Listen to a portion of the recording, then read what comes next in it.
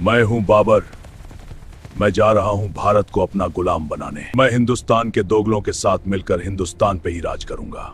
तो चैनल को सब्सक्राइब कर लीजिए और वीडियो को पूरा देखें।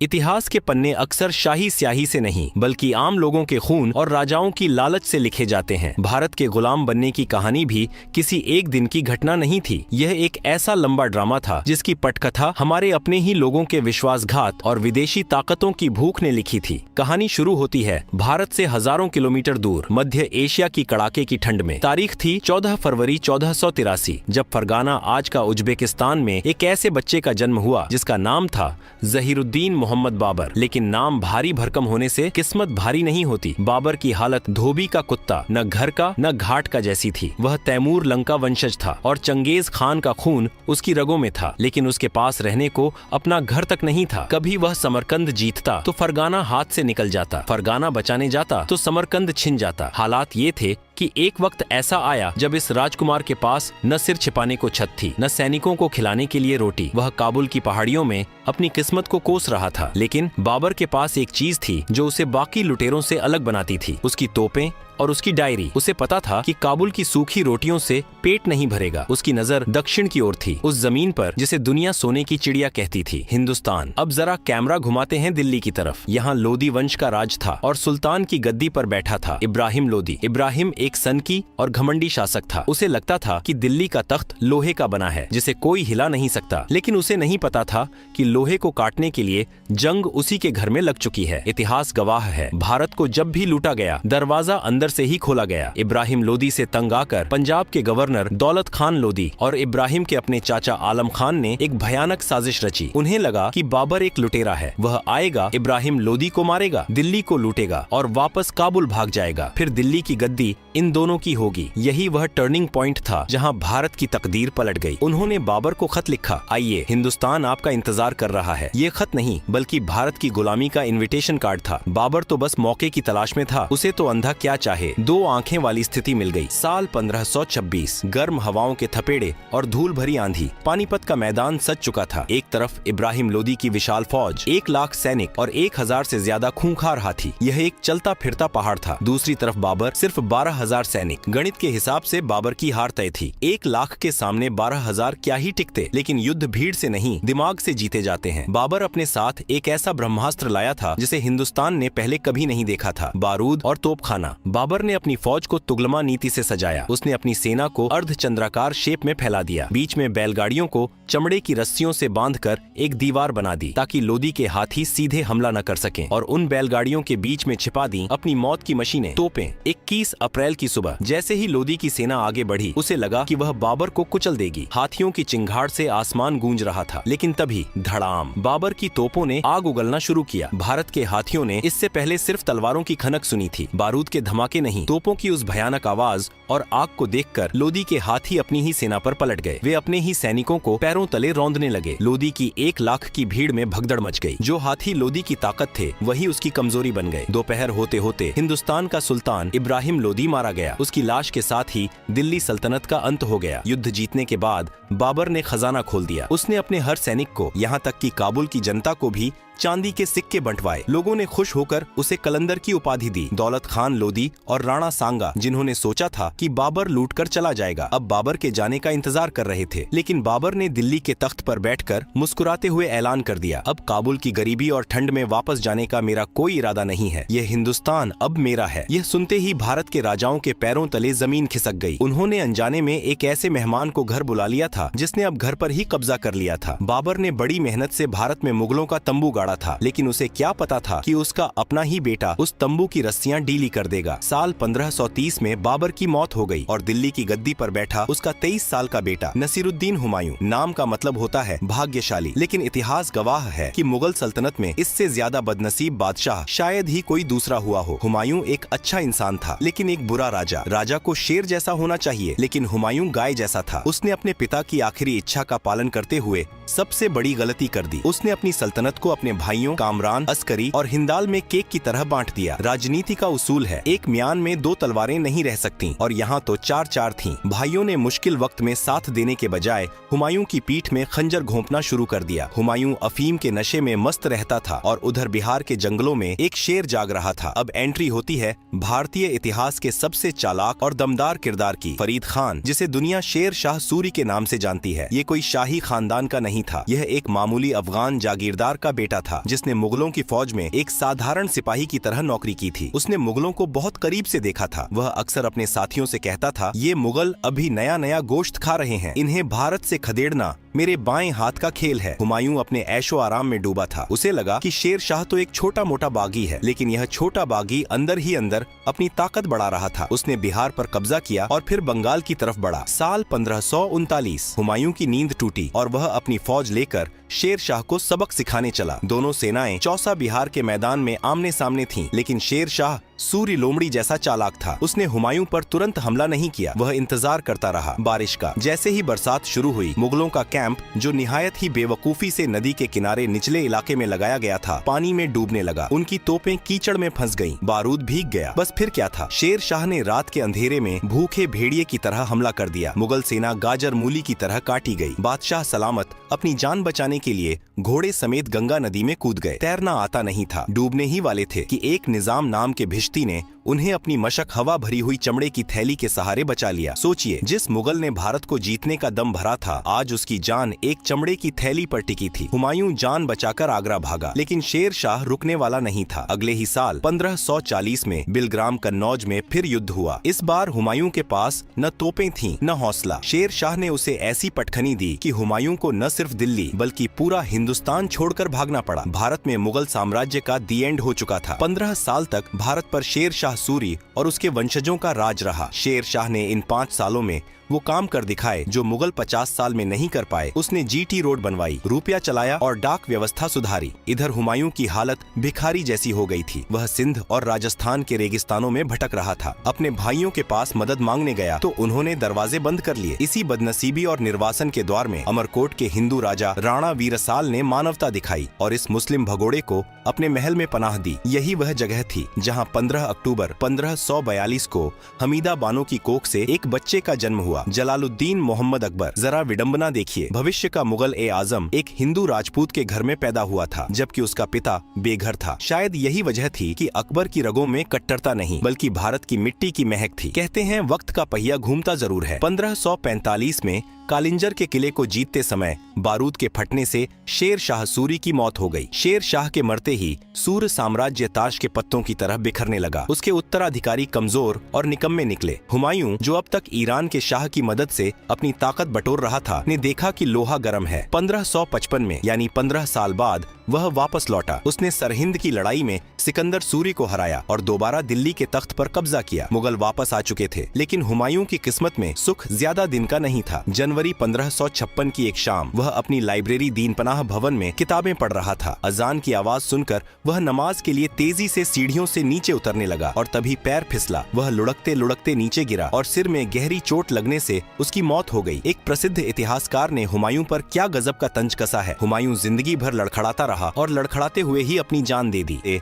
हुमायूं के सीढ़ियों से गिरने के बाद मुगल सल्तनत ताश के पत्तों की तरह बिखर सकती थी। गद्दी पर बैठने वाला कोई अनुभवी योद्धा नहीं बल्कि 13 साल का एक बच्चा था, जलालुद्दीन अकबर। अकबर को पढ़ना लिखना नहीं आता था, लेकिन उसे इंसानों को पढ़ना बखूबी आता था। उसे समझ आ गया था कि हिंदुस्तान पर राज करना है तो हिंदुस्तानियों को गुलाम बनाकर नहीं बल्कि उन्हें अपना दोस्त बनाकर ही टिक सकते हो। कहानी फिर उसी पानीपत के मैदान में पहुंचती है जहां बाबर ने किस्मत पलटी थी। साल 1556 अकबर के सामने था हेमू हेमचंद्र विक्रमादित्य, एक हिंदू बनिया जिसने अपनी मेहनत से दिल्ली की गद्दी छीन ली थी। हेमू लगातार 22 लड़ाइयां जीत चुका था। अकबर तो बच्चा था, असली कमान उसके संरक्षक बैराम खान के हाथ में थी। युद्ध में हेमू जीत रहा था, मुगलों के पैर उखड़ लड़ रहे थे, लेकिन तभी किस्मत ने फिर मुगलों का साथ दिया। एक तीर हवा में उड़ता हुआ आया और सीधे हेमू की आंख में जा लगा। हेमू हाथी से गिरा और उसकी सेना में भगदड़ मच गई। बैराम खान ने मौके का फायदा उठाया और हेमू का सिर काट दिया। अकबर जीत गया, लेकिन इस जीत ने उसे एक बहुत बड़ी सीख दी। हर बार किस्मत साथ नहीं देगी। इस देश में टिकना है तो राजपूतों से दोस्ती करनी होगी। अकबर ने देखा कि राजपूत शूरवीर हैं, वे सिर कटा सकते हैं लेकिन झुका नहीं सकते। उसने सोचा, इनसे लड़ने में क्यों अपनी ऊर्जा बर्बाद करनी, इन्हें अपना रिश्तेदार बना लो। यहीं से शुरू हुई मुगलों की वैवाहिक कूटनीति। अकबर ने आमेर के राजा भारमल की बेटी हरकाबाई जोधाबाई से शादी की। यह सिर्फ एक शादी नहीं थी, यह एक मास्टर स्ट्रोक था। जैसे ही अकबर ने राजपूत राजकुमारी से शादी की, आधे राजपूत तो अपने आप मुगलों के रिश्तेदार बन गए। जो तलवारें मुगलों की गर्दन काटने के लिए उठती थीं, अब वही तलवारें मुगलों की रक्षा के लिए उठने लगीं। अकबर ने राजपूतों को अपनी ढाल बना लिया। मान सिंह जैसे योद्धा अब मुगलों के सेनापति थे। अकबर ने जजिया कर हटाया, हिंदुओं को ऊंचे पद दिए और सुलह ए कुल की नीति अपनाई। लोग कहने लगे, मुगल तो परदेसी थे, लेकिन अकबर तो अपना लगता है। बस यही वो सॉफ्ट पावर थी जिसने भारत को मानसिक रूप से गुलाम बना लिया। 1605 में अकबर की मौत के बाद उसका बेटा सलीम जहांगीर तख्त पर बैठा। इसे सल्तनत चलाने से ज्यादा शौक चित्रकला, शराब और अपनी पत्नी नूरजहां का था। शासन की असली चाबी नूरजहां के पल्लू में बंधी थी। जहांगीर खुद को बहुत बड़ा न्यायप्रिय मानता था। उसने आगरा के किले में सोने की जंजीर अदल लटकवाई थी। किसी को भी दिक्कत हो, घंटी बजाओ, बादशाह खुद आएंगे। लेकिन उसे खबर ही नहीं थी कि उसके साम्राज्य की नींव में दीमक लगनी शुरू हो गई है। 1608 में कैप्टन हॉकिंस और बाद में सर थॉमस रो अंग्रेज उसके दरबार में आए। वे हाथ जोड़कर बोले, हुजूर, हम तो बस छोटे मोटे व्यापारी हैं, थोड़ा मसाला बेचने दीजिए। जहांगीर को लगा कि ये गोरे लोग क्या ही बिगाड़ लेंगे। उसने उन्हें व्यापार करने की इजाजत दे दी, सूरत में फैक्ट्री लगाने की परमिशन। यही वह गलती थी जिसे इतिहास कभी माफ नहीं करेगा। जिस ईस्ट इंडिया कंपनी को जहांगीर ने दुकान खोलने की जगह दी, वो आगे चलकर पूरा मकान भारत ही हड़प लेगी। जहांगीर के बाद 1627 में गद्दी पर आया शाहजहां। इसे इंजीनियर बादशाह कहिए तो गलत नहीं होगा। इसके द्वार में भारत दुनिया का सबसे अमीर देश दिख रहा था। उसने अपनी बेगम मुमताज की याद में ताजमहल बनवाया, दिल्ली में लाल किला खड़ा किया और जामा मस्जिद बनवाई। उसने दुनिया का सबसे महंगा सिंहासन तख्त ए ताउस मयूर सिंहासन बनवाया, जिसमें बेशकीमती कोहिनूर हीरा जड़ा था। ऊपर से सब कुछ गुड़ गुड़ लग रहा था, लेकिन हकीकत कुछ और थी। इन इमारतों को बनाने में शाहजहां ने पानी की तरह पैसा बहाया। जब आगरा में ताजमहल बन रहा था, तब दक्कन दक्षिण भारत में भयानक अकाल पड़ा था। लोग भूखे मर रहे थे और बादशाह संगमरमर तराशने में व्यस्त थे। किसानों पर टैक्स का बोझ इतना बढ़ गया कि वे बर्बाद होने लगे। शाहजहां ने भारत को सुंदर तो बनाया, लेकिन अंदर से खोखला कर दिया। वह अपनी शान और शौकत में इतना मगन था कि उसे पता ही नहीं चला कि उसका अपना ही बेटा उसके खून का प्यासा हो चुका है। शाहजहां के 4 बेटे थे, दारा शिकोह, औरंगजेब, शुजा और मुराद। शाहजहां चाहता था कि उसका बड़ा बेटा दारा शिकोह, जो अकबर जैसा उदार था, राजा बने, लेकिन उसका तीसरा बेटा औरंगजेब एक अलग ही मिट्टी का बना था। वह न संगीत सुनता था, न शराब पीता था। उसे सिर्फ एक नशा था, सत्ता और कट्टरता का। 1658 में औरंगजेब ने अपने ही भाइयों को मौत के घाट उतारा। दारा शिकोह का सिर काटकर तश्तरी में रखकर अपने बाप शाहजहां को गिफ्ट किया। बूढ़े शाहजहां को आगरा के किले में कैद कर दिया गया। वही शाहजहां जिसने दुनिया को ताजमहल दिया, अपने आखिरी 8 साल एक छोटी सी खिड़की से ताजमहल को देखते हुए और अपनी किस्मत पर रोते हुए बिताए। शाहजहां की कैद के साथ मुगलों का रोमांस और आर्किटेक्चर वाला दौर खत्म हो चुका था। अब दिल्ली के तख्त पर वो शख्स बैठा था जिसे इतिहास या तो जिंदा पीर कहता है या फिर क्रूर शासक। नाम था मुहिउद्दीन मोहम्मद औरंगजेब। अकबर ने जिन राजपूतों को गले लगाकर भारत को जीता था, औरंगजेब ने उन्हें धक्के मारकर खुद से दूर कर दिया। उसे लगा कि वह तलवार के जोर पर भारत के लोगों का धर्म और दिल दोनों बदल देगा, लेकिन उसे नहीं पता था कि भारत की मिट्टी दबाव में दबती नहीं बल्कि बागी हो जाती है। औरंगजेब की जिंदगी की सबसे बड़ी गलती थी दक्षिण भारत जाने की जिद। उसे बीजापुर और गोलकुंडा जीतने का नशा था, लेकिन वहाँ सह्याद्री की पहाड़ियों में एक शेर उसका इंतजार कर रहा था, छत्रपति शिवाजी महाराज। शिवाजी के पास मुगलों जैसी लाखों की फौज नहीं थी, लेकिन उनके पास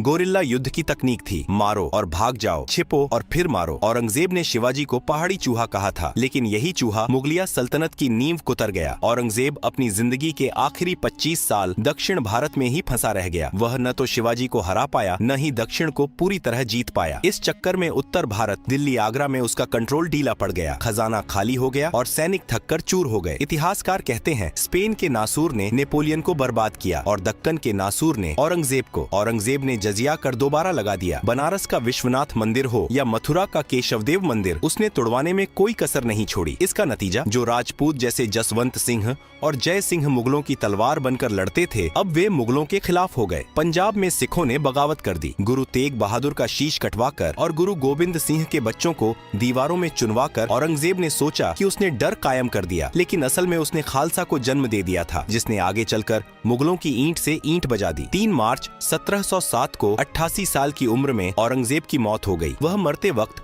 अपने हाथ में तस्बीह माला लिए अपनी गुनाहों की माफी मांग रहा था, लेकिन तब तक बहुत देर हो चुकी थी। उसके मरते ही मुगलों में वही पुराना खेल शुरू हो गया, गद्दी के लिए मारकाट। लेकिन इस बार गद्दी पर बैठने वाले शेर नहीं, बल्कि गीदड़ थे। बहादुर शाह, जहांदार शाह, फर्रुखसियर, ये सब नाम मात्र के बादशाह थे। किसी को शराब का शौक था तो किसी को दरबारियों के इशारों पर नाचने का। सबसे मशहूर नमूना था मोहम्मद शाह रंगीला। भाई साहब को कथक देखने और शराब पीने से फुर्सत ही नहीं थी। उसे खबर दी जाती कि दुश्मन हमला करने वाला है तो वह कहता, हनोज दिल्ली दूर अस्त, अभी दिल्ली दूर है, बाद में देखेंगे। जब घर का मालिक कमजोर हो तो चोर दरवाजे नहीं खटखटाते, सीधे अंदर घुस जाते हैं। 1739 में ईरान का लुटेरा नादिर शाह भारत आया। उसे पता था कि दिल्ली का बादशाह रंगीला एक नंबर का डरपोक है। करनाल के युद्ध में नादिर शाह ने मुगलों को सिर्फ 3 घंटे में हरा दिया। 3 घंटे, जितनी देर में आज हम एक फिल्म देखते हैं, उतनी देर में मुगल फौज सरेंडर कर चुकी थी। नादिर शाह दिल्ली में घुसा। उसने 57 दिनों तक दिल्ली को लूटा, कत्लेआम मचा दिया। जाते जाते वह अपने साथ शाहजहां का बनवाया हुआ मयूर सिंहासन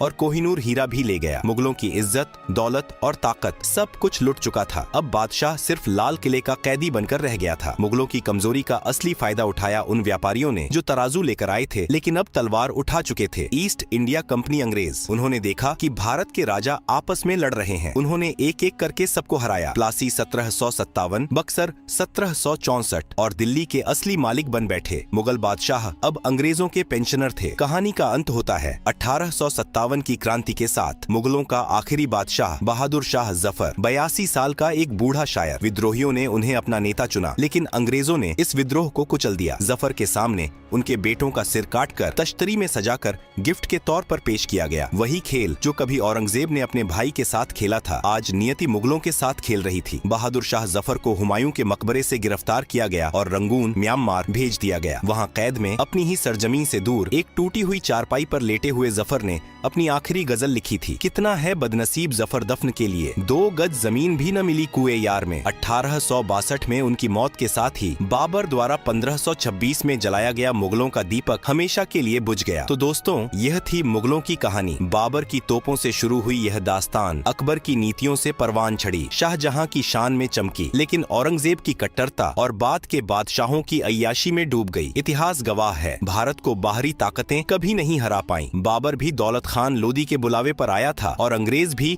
मीर जाफर जैसे गद्दारों की मदद से जीते। मुगलों ने 300 साल राज किया, लेकिन जब उन्होंने भारत को अपना समझना छोड़ा और लूटने या बदलने की कोशिश की, तो भारत ने उन्हें इतिहास के कूड़ेदान में फेंक दिया। सोने की चिड़िया आज भी वही है, बस पिंजरे बदल जाते हैं। कल मुगल थे, फिर अंग्रेज आए और आज खैर, यह फैसला मैं आप पर छोड़ता हूँ।